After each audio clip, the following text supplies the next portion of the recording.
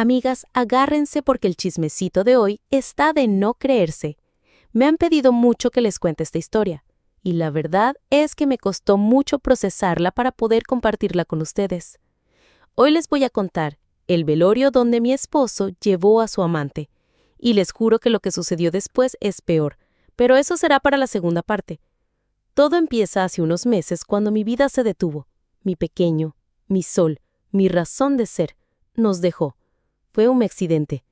Mi mundo se derrumbó, y en medio de ese dolor insoportable, solo me aferraba a la idea de que mi esposo, el padre de mi hijo, estaba a mi lado. Él, mi roca, mi pilar, o al menos eso pensaba. El día del velorio fue un torbellino de emociones. La gente iba y venía, abrazos, lágrimas y un silencio pesado que lo invadía todo. Yo estaba en un rincón, con la mirada perdida, sintiendo que mi corazón se había hecho pedazos. Mi esposo, Carlos, estaba a mi lado, recibiendo las condolencias. Se veía destrozado, o al menos eso quería aparentar. De repente, en medio de tanto dolor, algo raro empezó a pasar. Noté a varias tías y primas mirándose entre ellas, cuchicheando, con unas caras de sorpresa y enojo que no entendía. Pensé que era porque estaban impactadas por la situación, pero algo en sus gestos me decía que era otra cosa. Se acercaban a mí, me daban un abrazo, y me susurraban cosas como «¿Qué fuerza tienes?» o «No te preocupes por nada». Era raro, pero en ese momento mi mente estaba en otro lado. El clímax de esta historia, el momento que nunca voy a olvidar, fue cuando llegó una mujer que nunca había visto en mi vida. Era una chica joven, con el pelo rubio, vestida de negro, pero con un aire demasiado... ¿cómo decirlo? Demasiado atrevido para la ocasión. Mis alarmas se encendieron. No por el hecho de que no la conociera, sino por la manera en que se movía, con una familiaridad que me revolvió el estómago. Se acercó a Carlos y él, de forma casi imperceptible, le dio un abrazo fugaz. Y ahí fue cuando vi el primer destello de su hipocresía. La mujer se quedó en un rincón, pero no dejaba de mirar a Carlos. Mis familiares la veían y se veían entre ellos. No entendía nada, pero sentía una energía pesada. Una tensión que no encajaba con el dolor del momento. La sangre me hirvió, pero me convencí de que era mi imaginación. El dolor me estaba haciendo ver cosas. Horas después, cuando la mayoría de la gente se había ido y solo quedaban los más cercanos, mi prima se me acercó, me tomó de la mano y me dijo: «Prima, tengo que decirte algo, pero necesito que seas fuerte». Y luego lo soltó sin anestesia. «Esa mujer que estaba aquí, la rubia, es la amante de Carlos. Estaban juntos cuando pasó lo de tu hijo». No les miento, sentí que el piso se me abría. El dolor de mi hijo se mezcló con una furia y una traición que me quemaban por dentro. Mi esposo, mi roca, me había traicionado en el peor momento de mi vida y para colmo la había llevado al velorio de nuestro hijo. No supe qué hacer. No quería armar un escándalo en el velorio de mi pequeño, pero tampoco podía quedarme callada. Me levanté con una calma que me sorprendió a mí misma y me dirigí a Carlos. Lo miré a los ojos con todo el dolor y la decepción del mundo y le susurré: «Necesitamos hablar, ahora». Él me miró, palideció, y supe que lo sabía.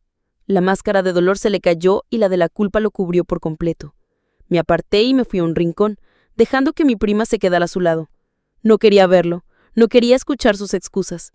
La historia no termina aquí, porque lo que pasó después, el día del entierro, es lo que de verdad me rompió por completo, y eso se los contaré en un tercer episodio si ustedes quieren.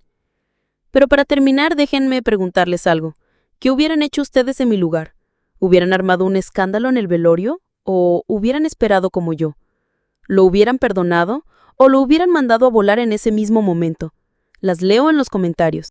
Amigas, si creyeron que la primera parte de este chismecito era fuerte, agárrense los moños porque hoy les voy a contar lo que pasó en el entierro.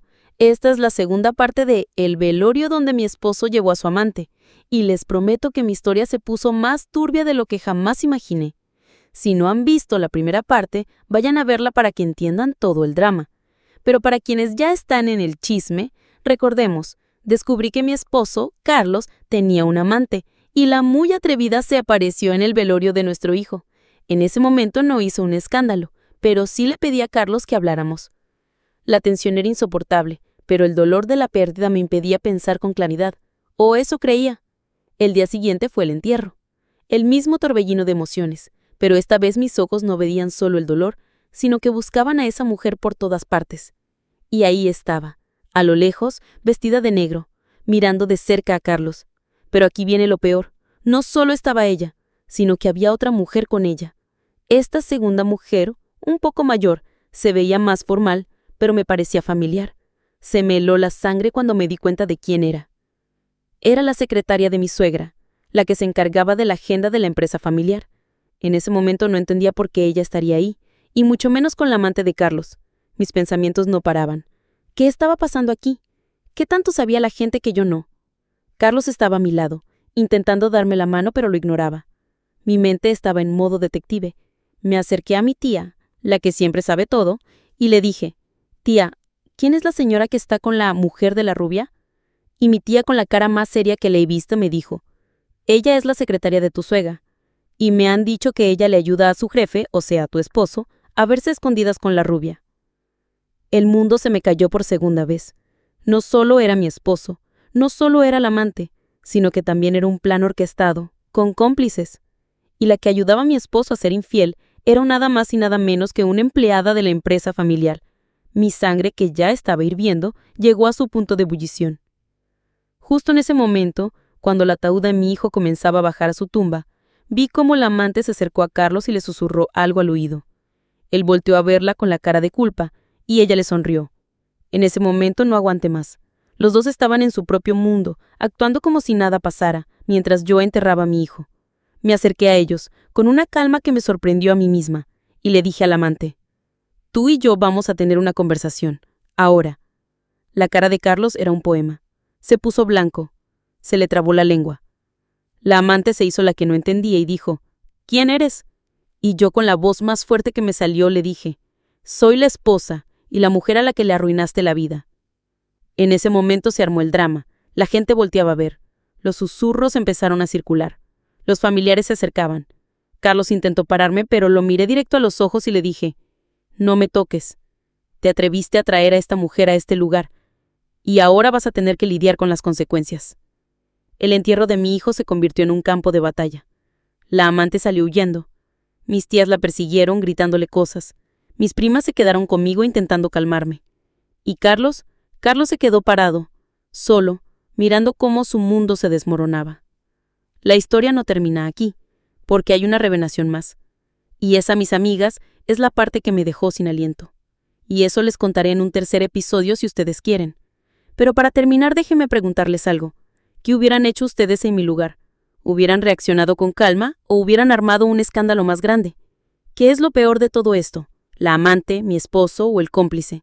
Las leo en los comentarios. Amigas, si creyeron que el chisme ya no podía ponerse más intenso, agarren sus almohadas porque hoy les voy a contar el secreto que de verdad me rompió por completo. Esta es la tercera y última parte de El velorio donde mi esposo llevó a su amante. Y les juro que no van a creer lo que pasó.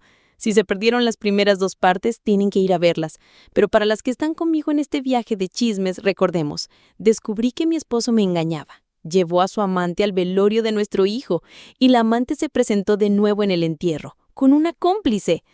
Después del drama del entierro, regresé a casa sola. Carlos no me siguió. Sabía que no había vuelta atrás. No podía estar con él y no quería estar con él. El dolor de mi hijo se mezcló con la furia de la traición y esa combinación me dio la fuerza que necesitaba para tomar la decisión.